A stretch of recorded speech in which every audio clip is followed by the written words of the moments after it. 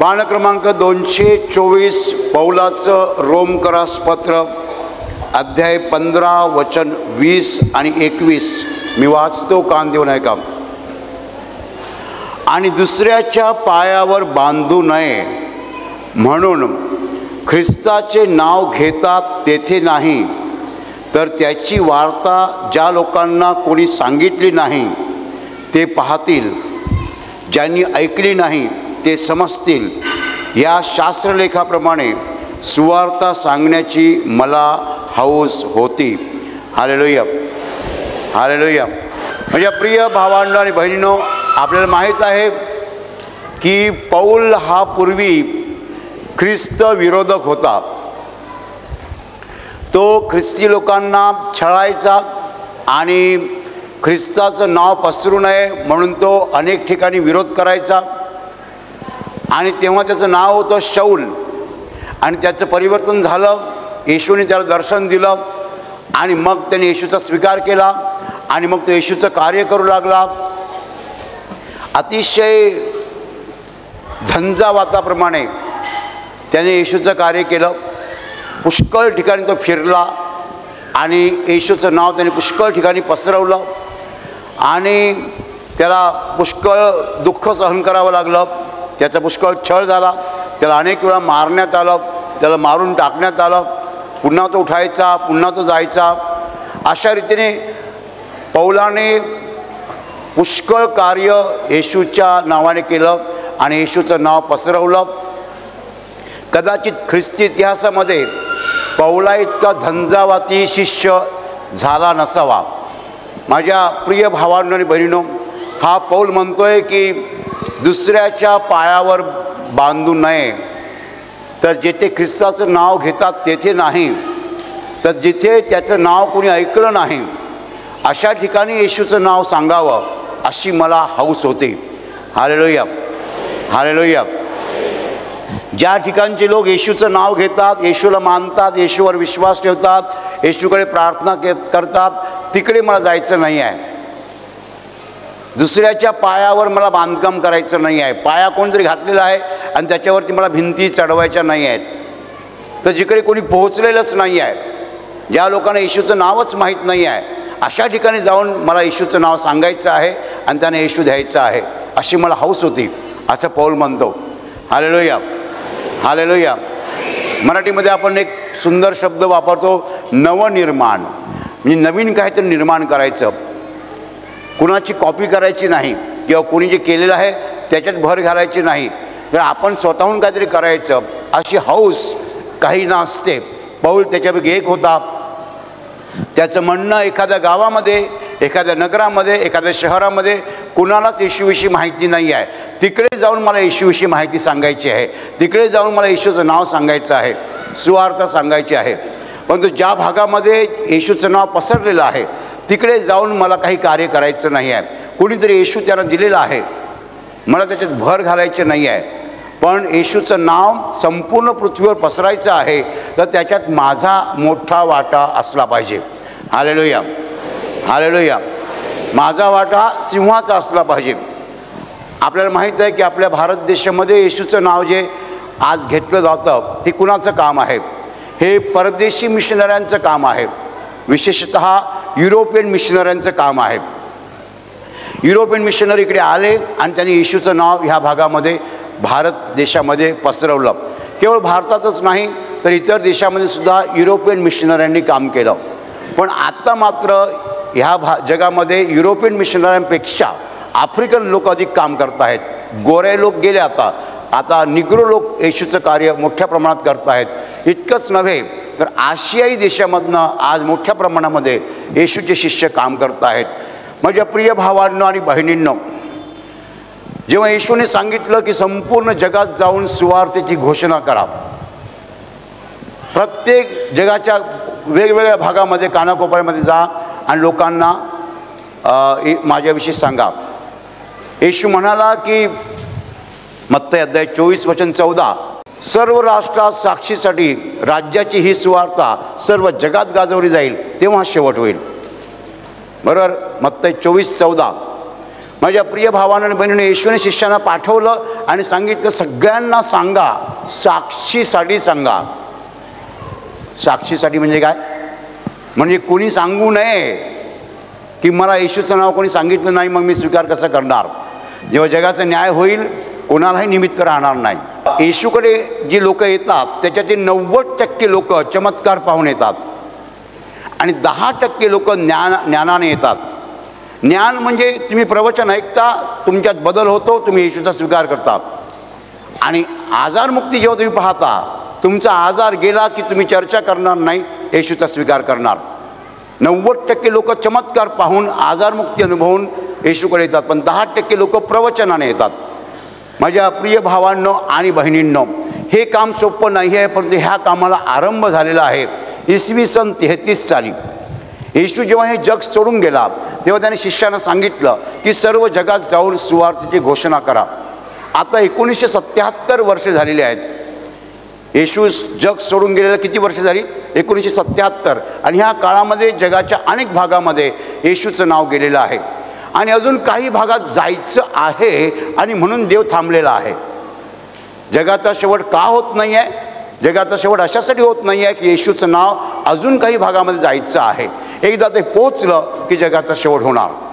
माझ्या प्रिय भावांनो आणि बहिणींनो, येशूचं वचन असं आहे ना की साक्षीसाठी सर्व राष्ट्रास राज्याची सुवार्ता गाजवली जाईल, तेव्हा शेवट होईल. ही सुवार्ता सगळ्यांच्या कानापर्यंत पोहोचली, सगळ्या भागामध्ये गेली की मग शेवट होणार. माझ्या प्रिय भावांनो आणि बहिणींनो, मग शेवट होणार म्हणजे येशू पुन्हा येणार जगाचा न्याय करण्यासाठी. आणि ह्या खेपेला तो माणसामधून जन्म घेणार नाही, तो सरळ आकाशात अवतरणार. पहिलं त्याचं चिन्ह अवतरेल, त्याचं चिन्ह आहे क्रूस, आणि सगळे लोक बघतील. आणि वचन असं म्हटलं, पृथ्वीवरील सर्व जातीचे लोक शोक करतील. हात न्याय करणारा येणार आहे. 6 महिन्यापूर्वी एकाने मला सांगितलं होतं पण मी विश्वास ठेवला नाही. 1 वर्षापूर्वी एकाने मला सांगितलं होतं पण विश्वास हा येणार आहे, मला माहीत नव्हतं. पृथ्वीवरील सर्व जातीचे लोक शोक करतील. ज्यांनी विश्वास ठेवला नाही ते शोक करतील, पण ज्यांनी विश्वास ठेवलेला आहे ते नाचतील, त्यांना आनंद होईल. आमचा प्रभू आलेला आहे. Hallelujah, hallelujah. माझ्या प्रिय भावांनो आणि बहिणींनो, परंतु हे काम मात्र चालू आहे, अव्याहतपणे चालू आहे, अखंडितपणे चालू आहे. कुणाला दिसो की न दिसो येशूचं नाव पसरत आहे, येशूचं नाव सांगितलं जात आहे. सगळे स्वीकारतात का? नाही. माझ्या प्रिय भावांनो आणि बहिणी, येशूने असं म्हटलं नाही जेव्हा सगळं जग माझा स्वीकार करेल तेव्हा मी येणार. नाही, त्याचं नाव सांगितलं जाईल, फक्त सांगितलं जाईल. स्वीकारो की न स्वीकारो, सांगण्याचं काम आहे. एक माणूस लग्नाच्या आमंत्रण पत्रिका घेऊन फिरतो आणि काय सांगतो? माझ्या मुलाच्या लग्नाला या, माझ्या मुलाच्या लग्नाला या, माझ्या मुलाच्या लग्नाला या. तो काय करतोय? फक्त आमंत्रण पत्रिका देतो आणि आमंत्रण करतोय. सगळे लोक लग्नाला येणार का? नाही येणार. त्याप्रमाणे देवाने सांगितलंय, जा आणि माझ्या नावाची घोषणा करा. लोकांनी स्वीकारो की न स्वीकारो. जे स्वीकारणार नाहीत त्यांचा हिशोब मी घेईन. शेवटच्या दिवशी, न्यायाच्या दिवशी मी त्यांचा हिशोब घेईन. माझ्या प्रिय भावांनो आणि बहिणींनो, पुष्कळ लोक स्वीकार करत नाहीत आणि याला कारणं अनेक आहेत. पुष्कळ लोकांच्या जीवनावरती चुकीच्या शिकवणीचा महान पगडा आहे. आणि ह्या जगामध्ये एक शक्ती पहिल्यापासून काम करत आहे, ती सैतानाची शक्ती आहे. ती काय करते शक्ती? की माणसाला सत्यापासून दूर ठेवते. माणूस आणि सत्याच्या मध्ये भिंत उभारते. त्यामुळे माणसाला सत्य समजत नाही, सत्य दिसत नाही. आणि हे फक्त एका ठिकाणी नाही, पूर्ण जगात चालू आहे. पूर्ण जगामध्ये माणसाला सत्यापासून दूर ठेवण्यासाठी सैतान अहर्निश प्रयत्न करत आहे. तो मध्ये आडभिंती उभ्या करत आहे, त्यामुळे माणूस सत्य पाहू शकत नाही.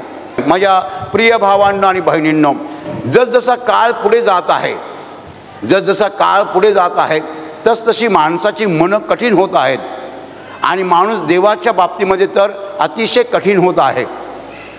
आणि म्हणून वचन आटोपतं घेतलं जात आहे. प्रभू वचन आटोपतं घेतो आहे. प्रभू म्हणतोय की लवकरात लवकर मला हे वचन आटोपतं घ्यायचं आहे आणि मला जगाचा न्याय करायचा आहे. हालेलुया. आता येशूचं नाव, ख्रिस्ताचं नाव म्हणजे नीट समजून घेतलं पाहिजे. काही लोक म्हणतील आम्हाला ख्रिस्ताचं नाव तर माहीत होतं, कारण ख्रिस्ताचं नाव म्हणजे नक्की सुवार्ता नाही. सुवार्ता आणि ख्रिस्ताचं नाव यात फरक आहे. त्याला काय म्हणायचं आहे, ख्रिस्ताचं नाव घेतात ते नाही, म्हणजे ज्यांना सुवार्ता माहीत आहे अशा लोकांना नाही. तुम्हाला फक्त येशू ख्रिस्त हे नाव माहीत आहे, पण येशू ख्रिस्त नक्की कोण आहे हे माहीत आहे का?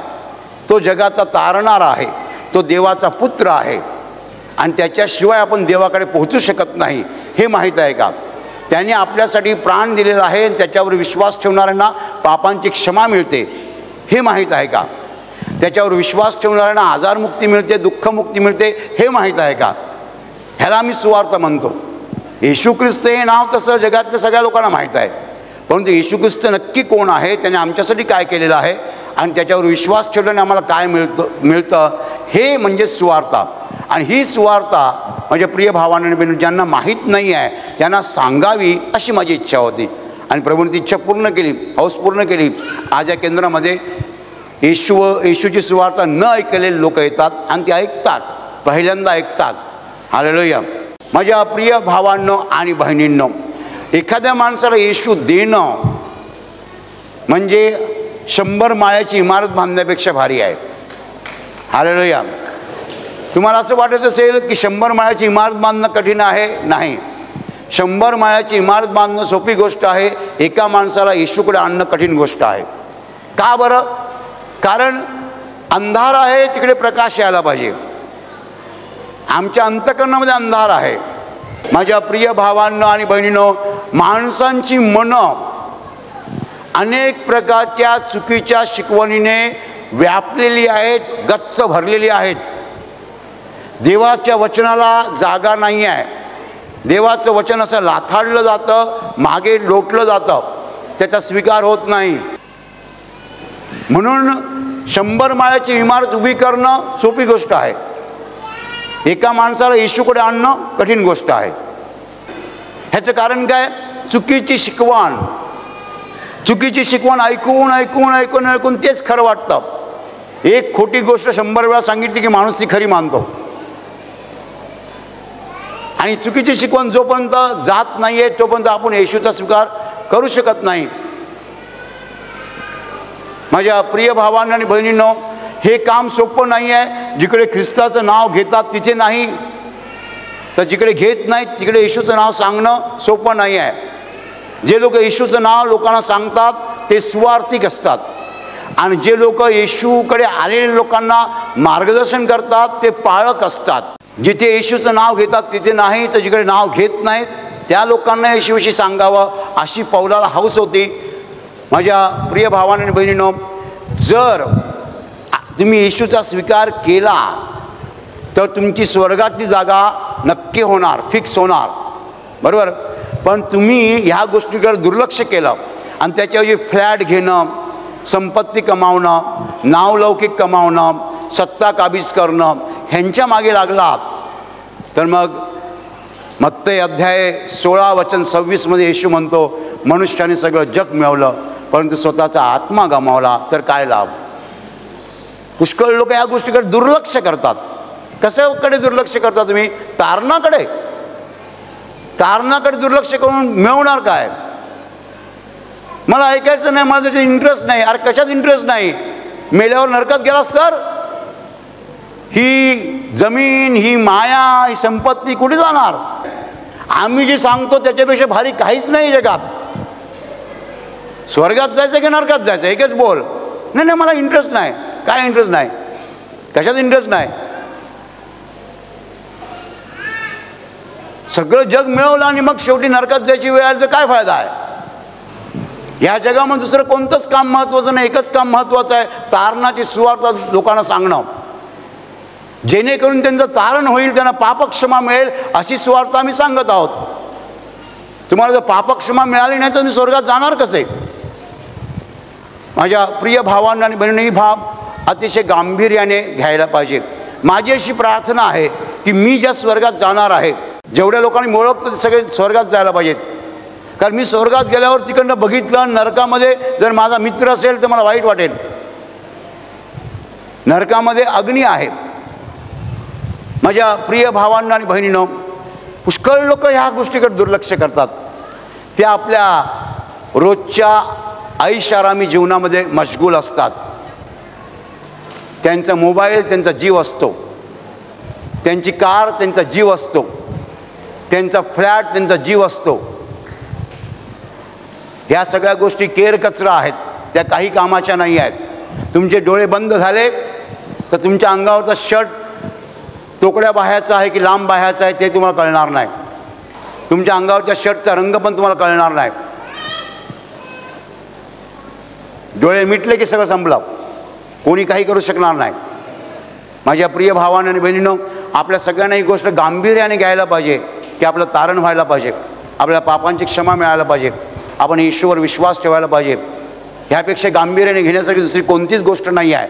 आपण काय गांभीर्याने घेतो? अरे माझा मोबाईल बिघडलेला आहे, अरे मोबाईल बिघडला, अरे काय झालं, एका तासात रिपेअर झाला पाहिजे नाही तर माझा प्रॉब्लेम होईल. अरे मोबाईल 1 तासात नाही, मोबाईल 10 दिवस रिपेअर केला नाही तर चालेल. गंभीर काही नाही त्याच्यात, गंभीर काही नाही आहे. आम्ही सगळ्या गोष्टी गंभीर घेतो. घर बांधणं, लग्न करणं आणि मग मुलांची लग्न करणं. माझ्या प्रिय भावांनो आणि बहिणींनो, ज्या गोष्टींना महत्त्व देऊ नये त्या गोष्टींना आम्ही अवास्तव महत्त्व देत आहोत. आणि जी आमच्या जीवनात सगळ्यात महत्त्वाची गोष्ट आहे त्या गोष्टीकडे आम्ही जाणून बुजून कानाडोळा करत आहोत. कळत न कानाडोळा करत आहोत की नकळत पण करत आहोत, समजत पण नाही कधी कधी आम्हाला. माणसाला कळेनासं होतं. माझं भलं काय, माझं कल्याण कशामध्ये आहे हेच मला कळत नाही. तर मला पापक्षमा मिळाली पाहिजे आणि मी मेल्यावर स्वर्गात जायला पाहिजे एवढं मला कळलं पाहिजे, ते कळत नाही आहे लोकांना. आजार हे निमित्त आहे, संकट हे निमित्त आहे. आजारामुळे तुम्ही देवाचा शोध केला. मी आजारी आहे म्हणून मी इकडे आलेलो आहे आणि मग प्रवचन ऐकायला लागतं आणि मग समजतं जगात देव आहे, मग समजतं मला पापांची क्षमा होऊ शकते. माझ्या प्रिय भावांनो आणि बहिणींनो, पौल म्हणतोय मला हौस होती सुवार्ता सांगण्याची, कारण सुवार्तेपेक्षा मोठी गोष्ट कोणतीच नाही आहे. सुवार्ता काय आहे की जो देव, ज्या देवाने हे जग निर्माण केलं, त्याने आपल्या एकुलत्या एका पुत्राला ह्या जगात पाठवलं आणि तो येशू या जगात आला. तो आपल्यासाठी क्रूसावर मरण पावला आणि जो कोणी त्याच्यावर विश्वास ठेवतो त्याला पापांची क्षमा मिळते. आणि ज्याला पापांची क्षमा मिळते त्याला आजारमुक्ती आणि दुःखमुक्ती मिळते आणि मेल्यावर तो सरळ स्वर्गात जातो. Hallelujah, hallelujah. ही सुवार्ता या जगातल्या प्रत्येक माणसाला सांगणे आवश्यक आहे असं देवाचं म्हणणं आहे. एकदा सांगून झाली की जगाचा शेवट होणार. जोपर्यंत सांगून होत नाही तोपर्यंत देव थांबलेला आहे. कुठून आरंभ झाला? इस्रायलवरून आरंभ झाला. इस्रायलमधून आरंभ झाला इसवी सन 33 साली. आज 2010 साल आहे. कुठे कुठे येशूचं नाव गेलं? कुठे गेलं? भारतात आलं, इंडोनेशियात गेलं, मलेशियात गेलं, दुबईला गेलं आणि मग युरोप खंडामध्ये गेलं, आफ्रिका खंडात गेलं, जगातल्या सगळ्या भागामध्ये गेलेलं आहे. परंतु अजून काही भाग राहिला असेल, तेवढ्यासाठी देव थांबलेला आहे. मी जेव्हा म्हणतो महाराष्ट्रात गेलं नाव येशूचं, तेव्हा महाराष्ट्राच्या 35 जिल्ह्यात गेलं का? कदाचित नसेल. अजून काही कोपऱ्यातले जिल्हे आहेत पूर्व महाराष्ट्रातले, तिकडे राहिलं असेल. पण जेव्हा देवाच्या दृष्टीने सगळं पूर्ण झालेलं आहे तेव्हा देव म्हणे बस झालं आणि तो त्याच्या पुत्राला जगाचा न्याय करण्यासाठी पाठवणार आहे. माझ्या प्रिय भावांनो आणि बहिणींनो, तुमच्या आयुष्यात सगळ्यात महत्त्वाची कामगिरी जर कोणती असेल तर येशूचा स्वीकार. 25 लाखाचा फ्लॅट घेतला ही महत्त्वाची कामगिरी नाही आहे. मुलगा डॉक्टर झाला ही महत्त्वाची कामगिरी नाही आहे. 10 लाखाची कार घेतली ही महत्त्वाची कामगिरी नाही आहे. तर तुम्ही जर येशूचा स्वीकार केला ती तुमच्या आयुष्यातली कर्तबगारी आहे, अचीवमेंट आहे, कामगिरी आहे, पराक्रम आहे. ह्यापेक्षा मोठं आपण काही करू शकत नाही. जेव्हा आपण येशूचा स्वीकार करतो तेव्हा आपण जाणून बुजून प्रकाशाची निवड करतो. अंधाराला जाणून बुजून नाही म्हणतो. अंधाराला म्हणतो मला तू नको आहेस, मला प्रकाश हवा आहे. जे पाप मी काल करत होतो ते मला आजपासून करायचं नाही आहे. जे जीवन मी काल जगत होतो आतापासून मला जगायचं नाही तसं. मी जाणून बुजून प्रकाशाची निवड करत आहे. येशूला स्वीकारणं म्हणजे प्रकाशाची निवड करणं. येशू म्हणाला योहान अध्याय 8:12, मीच जगाचा प्रकाश आहे. जो मला अनुसरतो तो कधीही अंधारात चालणार नाही तर त्याच्यासाठी जीवनाचा प्रकाश राहील. येशूची निवड करणं म्हणजे प्रकाशाची निवड करणं. माझ्या प्रिय भावांनो आणि बहिणींनो, सुवार्ता सांगितली जात आहे, अजून सांगितली जाईल, पण जेव्हा वेळ येईल तेव्हा देव आटोपत घेईल आणि सांगेल बस झालं, आता सांगितलेलं आहे, आता मी न्याय करायला हरकत नाही. Hallelujah, hallelujah. आणि आता मी तुमच्यासाठी प्रार्थना करत आहे. तुमचे डोळे मिठा आणि तुमच्या शरीराच्या ज्या भागाला आजार आहे त्या भागावर हात ठेवा. विश्वासाने हात ठेवा. प्रभू येशू स्वतः तुम्हाला स्पर्श करेल आणि एका क्षणात तुमचा आजार नाहीसा करेल. तुमच्या शरीरातील प्रत्येक आजार प्रभू येशूच्या पवित्र नावात नष्ट हो.